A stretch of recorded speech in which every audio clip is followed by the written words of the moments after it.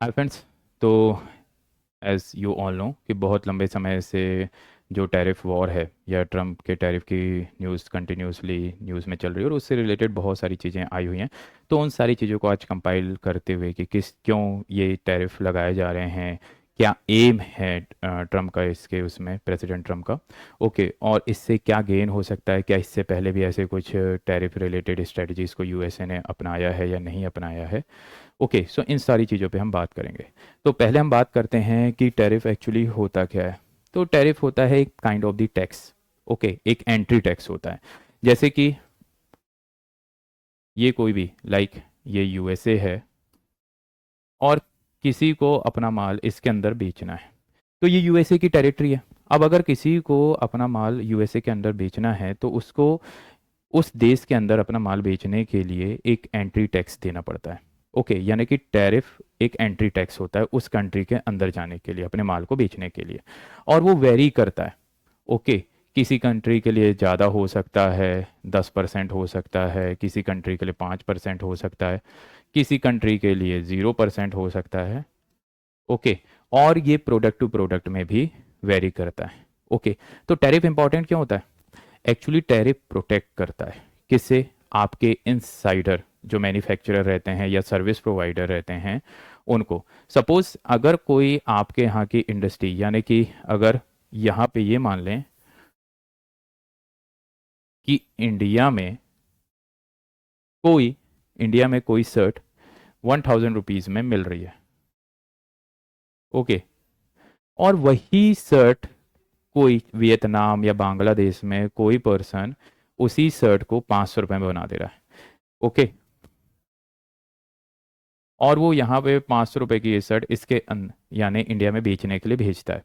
अब अगर Indian government उसको विदाउट टैरिफ के अलाउ कर देती है तो यहाँ पर वो इनसाइड जो शर्ट इंडस्ट्री का मार्केट है उसको पूरी तरीके से डिस्ट्रॉय करेगा, क्योंकि कंज्यूमर को प्रॉफिट दिखेगा कि 500 रुपये की शर्ट मिल रही है तो मैं 1000 रुपये की शर्ट क्यों खरीदूं। ओके, तो अपने इनसाइडर कंज्यूमर्स को प्रोटेक्ट करने के लिए गवर्नमेंट लगा देती है इस पे, जो 500 रुपीज़ का है इस पे लगा देती है टैक्सेस। ओके, अब इस पे अगर उसने टैक्सेस लगा दिया 100%, यानी 100% इस पे, यानी जो 500 है उसे 500 रुपीज़ और दो और फिर आप एंटर कर सकते हो। यानी 100% tax tariff is quite high, लेकिन सपोज इनने 100% टैक्स लगा दिया। ओके, तो यहाँ पे ये जो प्रोडक्ट आ रहा है फिर से वो प्रोडक्ट आपको यहाँ पे इन साइड में मिल जाएगा 1000 रुपये में। तो जब ये प्रोडक्ट 1000 रुपये में अंदर मिल रहा है तो हमने एक तरीके से अपनी जो इंडस्ट्री थी, इनसाइड इंडस्ट्री थी, उसको प्रोटेक्शन प्रोवाइड कर दिया। इसलिए टैरिफ बहुत ज़्यादा इम्पॉर्टेंट होता है, क्योंकि इंपोर्ट गुड्स को एक तरीके से हमारी कंट्रीज़ के इनसाइडर मार्केट को डिस्ट्रॉय करने से ये रोकता है। ओके, तो सेम चीज़ ट्रम्प भी करने की कोशिश कर रहे हैं। लेकिन ट्रम्प क्या कर रहे हैं? ट्रम्प लगा रहे हैं रेसिप्रोकल। ओके, अब ये रेसिप्रोकल टैरिफ क्या होता है? रेसिप्रोकल टैरिफ होता है कि टिट फॉर टैट। बेसिकली अगर आप इसको समझना चाहते हैं तो आम भाषा में बोलोगे टिट फॉर टैट, कि तुमने मुझे, वो बोलते हैं ना कि आपने मुझे एक थप्पड़ मारा, मैं भी आपको एक थप्पड़ मारूंगा। सेम, अगर इंडिया ने मेरे ऊपर 10% का टैक्सेशन सिस्टम, यानी यूएसए, मेरे ऊपर नहीं, यूएसए के प्रोडक्ट्स पे 10% का लगाया हुआ है टैरिफ। ओके, तो ट्रम्प बोलते हैं मैं भी, यूएसए भी जो रहेगा इंडियन प्रोडक्ट पे 10% का टैरिफ लगाएगा। तो ये जो नीति रहती है, जस्ट जैसे को तैसा, वो कहलाती है रेसिप्रोकल टैरिफ। ओके, कि अगर तुमने मुझ पे टैक्सेशन सिस्टम लगाया हुआ है तो मैं भी आपके ऊपर सेम टैक्सेशन सिस्टम लगाऊंगा। अगर चाइना ने हाई टैरिफ लगाया हुआ यूएस प्रोडक्ट पे चाइना के अंडर एंट्री के लिए, तो यूएसए भी चाइना प्रोडक्ट पे सेम चीज़ें करेगा। ओके, सो ये थी सिंपल चीज़। लेकिन ये सब चीज़ें कर क्यों रहे हैं? ओके, प्रॉब्लम क्या हो रहा है? ये लीडिंग है फिर भी इस चीज़ को क्यों किया जा रहा है? सबसे मेजर प्रॉब्लम है यूएसए की, वो है problem of high value dollar. Okay, USA की हाई वैल्यू डॉलर क्यों है? क्योंकि हर किसी को डॉलर चाहिए। यानी इंटरनेशनल लेवल पे अगर आप बोलोगे तो एक करेंसी है जो सब किसी को एक्सेप्टेबल रहती है वो है डॉलर, यानी हर कोई उसको एक रिजर्व के रूप में यूज़ करते हैं। ओके, तो इस कारण से जो डॉलर की वैल्यू है कभी नीचे नहीं गिर जाती है। और इंटरनेशनल ट्रेड में सबसे ज़्यादा इंपॉर्टेंट रहती है कि आपकी जो करेंसी है उसकी वैल्यू कितनी है। अब डॉलर की हाई वैल्यू होने के कारण कोई भी अगर यूएसए में इंपोर्ट करना चाहे, यूएसए में एक्सपोर्ट करना चाहे कोई भी प्रोडक्ट को, सपोज ये यूएसए है और किसी इंडियन पर्सन को, एक्सपोर्टर को यहाँ पे एक्सपोर्ट करना है, तो वो उसके लिए इजी हो जाता है। ओके, लेकिन वहीं पे इंडियन एक्सपोर्टर को तो ये इजी है, लेकिन यूएसए एक्सपोर्टर को यहाँ पे चीज़ें एक्सपोर्ट करना कंपैरेटिवली इजी नहीं होता है, क्योंकि उसकी चीज़ें यहाँ पर इंडिया में महंगी हो जाती हैं। क्यों?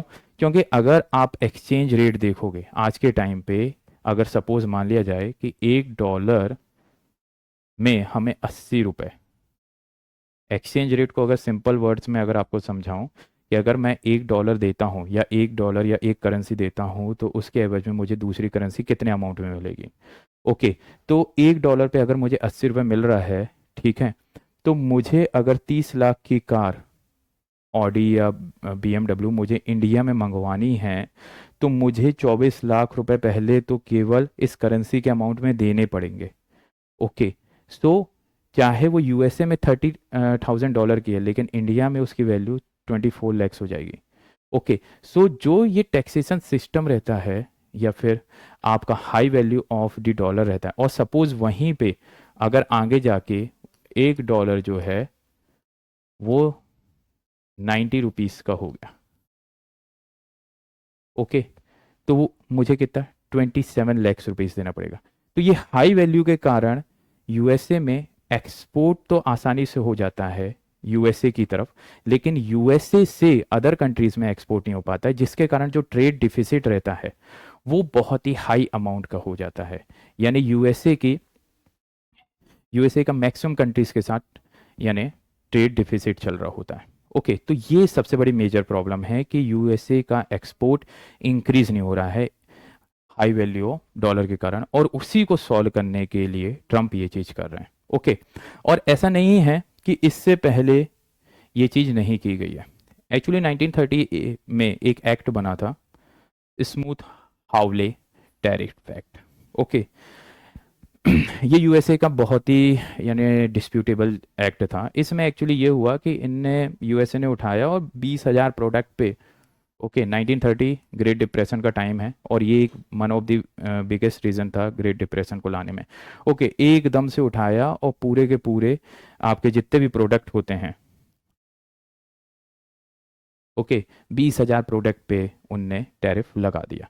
अब उसके कारण क्या हुआ, वो नेगेटिवली इम्पेक्ट किया फार्मर्स पे और मैन्युफैक्चरर्स पे, क्योंकि जब आप टैरिफ लगाते हो तो उसका इम्पैक्ट जरूरी नहीं आपके यानी कि जो आप सोच रहे हो उसी हिसाब से आए।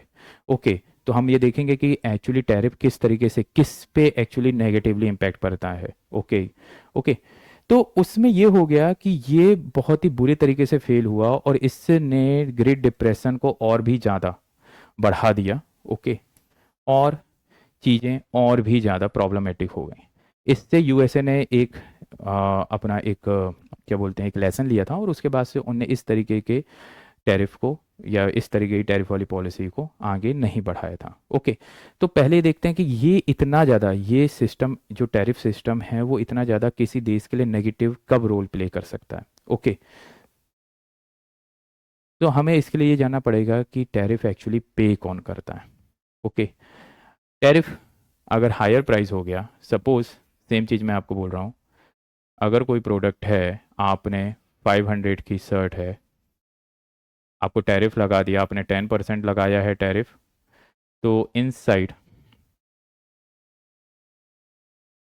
वो 550 रुपीज़ की मिल रही है। ओके, तो ये जो एक्स्ट्रा 50 रुपये है ये पे कौन करेगा? मैं और आप जैसे जो कस्टमर्स हैं वही तो पे करेंगे। ओके, तो अगर मैं और आप जैसे कस्टमर पे कर रहे हैं तो महंगाई किसके लिए बढ़ी? मेरे लिए और आपके लिए। ओके, मैन्युफैक्चरर्स को तो इम्पैक्ट यानी प्रॉब्लम नहीं हो रही है अभी। ओके, तो यहाँ पर जो इन्फ्लेशन बढ़ जाता है वो कंज्यूमर पे इम्पैक्ट पड़ता है। ओके, क्योंकि कंज्यूमर खरीद रहा होता है, उसको बेनिफिट्स नहीं मिल रहा होता है। वहीं पे दूसरी कंट्रीज में जहाँ पे टैरिफ नहीं लगाया, वहाँ पे पर्सनस को वो चीज़ 500 रुपीज़ में मिल रही है। ओके, अब बिजनेस को ये कैसे इम्पैक्ट करता है? ओके, सपोज सेम कंडीशन ले लीजिए, एक शर्ट मैन्युफैक्चर बांग्लादेश से, ये इंडिया है,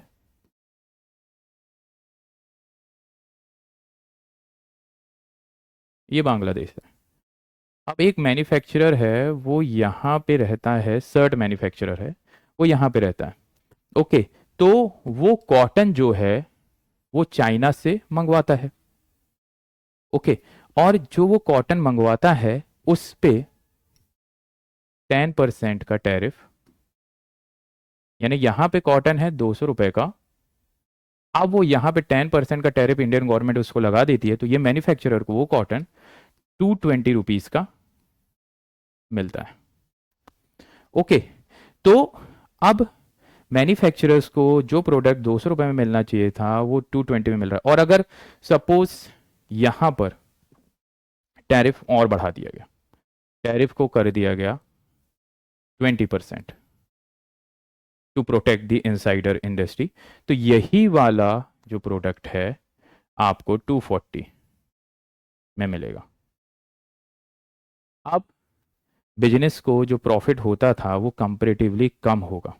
ओके, यानी फाइनल प्रोडक्ट का प्राइस 500 ही सपोज अगर वो रखता है, ओके, तो जब 220 रुपीज़ था तो उसके पास 280 रुपीज़ बच रहे थे, लेकिन जब 240 रुपीज़ हो गया तो उसके हाथ में 260 रुपीज़ ही बच रहे थे। तो इस तरीके से ये नेगेटिवली इम्पैक्ट पड़ता है आपके मैन्युफैक्चरर को। ओके, तो टैरिफ ऐसा नहीं है कि आपके लिए बहुत ही बेनिफिशियल रहता है, ये आपके यहाँ पे प्रोडक्शन फैसिलिटीज़ को नेगेटिवली इम्पैक्ट कर सकता है। गवर्नमेंट के लिए कैसे? गवर्नमेंट के लिए ये हो जाता है कि हाँ, इनिशियल लेवल पे आप थोड़ा सा रेवेन्यू ले सकते हो। ओके, लेकिन प्रॉब्लम ये हो जाती है कि आपके यहाँ पे इकोनॉमिक एक्टिविटीज़ जो आगे जाके जब आपके उसमें प्रॉफिट नहीं दिख रहा होता है, तो आपके उसमें इकोनॉमिकल एक्टिविटीज़ कंपेरेटिवली कम हो जाती हैं। ओके, डाउन साइज हो जाती हैं। तो उसके कारण से जो आपकी ग्रोथ है, जो इंडस्ट्रियल ग्रोथ है, वो नेगेटिवली इम्पैक्ट होती है। जो इंडस्ट्रीज़ आपके यहाँ आ सकती थी वो आपके यहाँ ना आके कहीं और पे चले जाती हैं। ओके, ये एक प्रॉब्लमेटिक सिचुएशन हो जाती है। ओके, जस्ट ये एग्जांपल मैंने इस तरीके से आपको एक्सप्लेन किया हुआ है। ओके, लेकिन एक केस स्टडीज भी है कि टैरिफ को दो तरीके से, अब सपोज आपने टैरिफ को लगाया, ओके, जिस देश में आपने लगाया है, ओके, जिस देश के प्रोडक्ट पे लगाया हुआ है, वो उस टैरिफ को दो तरीके से रिड्यूस भी कर सकता है या कंज्यूमर तक पहुंचने नहीं दे सकता है। तो उसके लिए दो टर्मिनोलॉजी यूज़ की जाती हैं, करेंसी ऑफसेट और no offset. Okay, maybe ये यूपीएससी आपसे पूछ ले। ओके, तो करेंसी, परफेक्ट करेंसी ऑफसेट क्या होता है? ओके, यानी एक्सचेंज रेट को ही हमने एडजस्ट कर लिया। सपोज ये है यूएसए और ये है इंडिया। इंडिया से यूएसए एक प्रोडक्ट जाता है, ओके, जो कि $1 का पड़ता है और उस समय एक्सचेंज रेट है 80 रुपये। कोई भी, या फिर एक मान लें कि एक पेन जाता है 80 रुपये का, पार्कर का पेन यहाँ से 80 रुपये का जाता है, जो यहाँ पर $1 का पड़ता है विदाउट टैरिफ, टैरिफ नहीं लगा है। अब सपोज यहाँ पे लग गया एक टैरिफ, 10% का टैरिफ लगा देते हैं अब हम। तो अगर 10% का टैरिफ यहाँ पे लग गया है तो फिर क्या होगा? 10% के टैरिफ के बाद ये सेम प्रोडक्ट अब यूएसए में पड़ेगा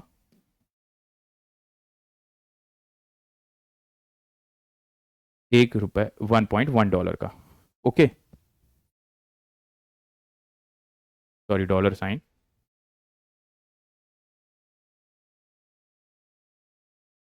अब ये चीज पड़ेगी $1.1 की।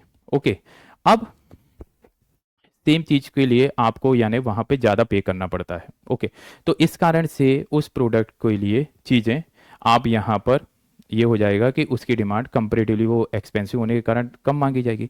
लेकिन अब इंडिया ने बोला कि इंडिया बोलता है कि हम अपनी जो वैल्यू है यानी इसको कर देते हैं 90 रुपीज़, यानी हम अपने रुपीस को डीवैल्यू कर देते हैं, यानी उसकी जो वैल्यू है उसको कम कर देते हैं। यानी कि अगर एक मैन्युफैक्चरर या इंपोर्टर्स को पहले पे करने थे इसके हिसाब से 88 रुपीज़, ओके, जब $1.1 का हो गया तो 88 रुपीज़ इंडिया में पे करने थे उसको, उसी प्रोडक्ट को इंडिया से यूएसए मंगाने के लिए। लेकिन जब क्योंकि हमारे को 88 रुपीज़ उस समय पे करने थे, लेकिन जब हमने यहाँ पर अपनी वैल्यू, अपनी जो एक्सचेंज रेट है उसको डिवैल्यू कर दिया, तो अब हमें 90 रुपए में $1 मिल जा रहा है। ओके, और हमें कितना उस इम्पोर्टर्स को कितना पे करना है? 88 रुपीज़ बस उस एक पेन को खरीदने के लिए, जिसके लिए वो पहले 80 रुपए पे कर रहा था। ओके, तो टोटल एक्चुअली जो उसने एक्सचेंज रेट को डिवैल्यू करके पूरा का पूरा कंज्यूम ही नहीं किया, उस प्रोडक्ट को 2 रुपए चीप, ओके, 2 रुपए सस्ता भी बना दिया। तो अगर अब डिफरेंस देखा जाए इन दोनों के बीच का कि एक्सचेंज रेट को एडजस्ट करने के बाद एक्चुअली वो चीज़ 2 रुपए कम में मिलने लगी। तो जब परफेक्ट करेंसी ऑफसेट में ये होता है कि जो जैसे चाइना है या इंडिया है अपनी करेंसी को ही डिवैल्यूएट कर देते हैं एस जिस तरीके से टैरिफ इंक्रीज होता है, तो आप कंटिन्यूसली न्यूज़ में सुन रहे होंगे कि चाइना ने अपनी वैल्यू को डिवैल्यूएट किया। तो जब वो डिवैल्यूएट करता है तो जितना टैरिफ अगर 10% इंक्रीज हुआ है तो 10% अपनी वैल्यू को भी रीएडजस्ट करके यानी करेंसी को डिवैल्यूएट कर देता है as compare to as compare to dollar. तो उसका इम्पोर्ट या उसका जो एक्सपोर्ट वाला जो प्रोडक्ट रहता है वो अमेरिका में एक्सपेंसिव हो ही नहीं पाता है।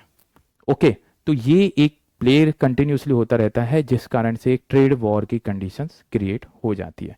ओके, अब इसमें ये हो गया कि नो करेंसी एक्सचेंज, ये नो करेंसी ऑफसेट यानी करेंसी में कुछ वो नहीं किया है। लेकिन जो आपका जो मैन्युफैक्चरर है यानी सपोज कोई यूएस बेस्ड कंपनी है वो स्टील इंडिया से इंपोर्ट करती है, ओके, तो उसने ये किया कि स्टील इंडिया से इंपोर्ट किया, लेकिन इस जो स्टील इंपोर्ट किया उसका जो एक्स्ट्रा चार्जेस लगा उसने वो कंज्यूमर पे इम्पैक्ट नहीं जाने दिया। ओके, उसने कंज्यूमर में जाने की जगह अपने प्रॉफिट को कम करके प्रोडक्ट को उसी रेट में प्रोवाइड किया। तो ये चीज़ भी बिजनेस ओरिएंटेड कर सकते हैं ताकि उनकी सेल्स पे नेगेटिव इम्पैक्ट ना पड़े। लेकिन उससे ये हो जाता है जो टोटल टैक्सेस उनको कॉर्पोरेट टैक्स के रूप में गवर्नमेंट को मिलने वाला रहता है वो कंपेरेटिवली लो डाउन हो जाता है। तो एक्चुअली जो टैरिफ रहता है वो उस इनसाइडर ऑफ द कंट्री को लॉन्ग टर्म में ज़्यादा नेगेटिव इम्पैक्ट करता है। ओके, तो ग्लोबल ट्रेड में कैसे रिटेलिएटरी टैरिफ ऐसा थोड़ी है कि केवल ट्रम्प ही लगा सकते हैं, बाकी कंट्रीज भी लगा सकते हैं, चाइना, ईयू, ओके। और जब प्रीवियस ट्रम्प रेजिम आई थी, ओके, उस समय सेम चीज़ हुई थी और ट्रेड वॉर की सिचुएशन शुरू हो गई थी। और जब आप ट्रेड लगाते हो, जब टैरिफ लगाया जाता है तो ये सप्लाई चेन जो ग्लोबलाइजेशन का कॉन्सेप्ट रहता है उसको नेगेटिवली इम्पैक्ट करता है। ओके, तो सप्लाई चेन डिस्टर्ब हो जाती है क्योंकि जो पूरी ट्रेड प्रैक्टिस चल रही होती है उसमें आप एक हर्डल्स क्रिएट कर देते हो। ओके, और जो WTO के मोस्ट फेवर्ड नेशन वाले जैसे कॉन्सेप्ट हैं उसके भी वायलेशन करता है। ओके, जो रीजनेबल टैरिफ रहता है, जो टैरिफ लिमिट्स रहती हैं उसको भी वायलेट करता हुआ ये टैरिफ जो ट्रम्प के टैरिफ सिस्टम है वो दिखाई देता है, जिसके कारण इसे एक नेगेटिव इम्पैक्ट या फिर एक नेगेटिव व्हाट वी से द ट्रेडिशंस को आगे बढ़ा सकता है। ओके,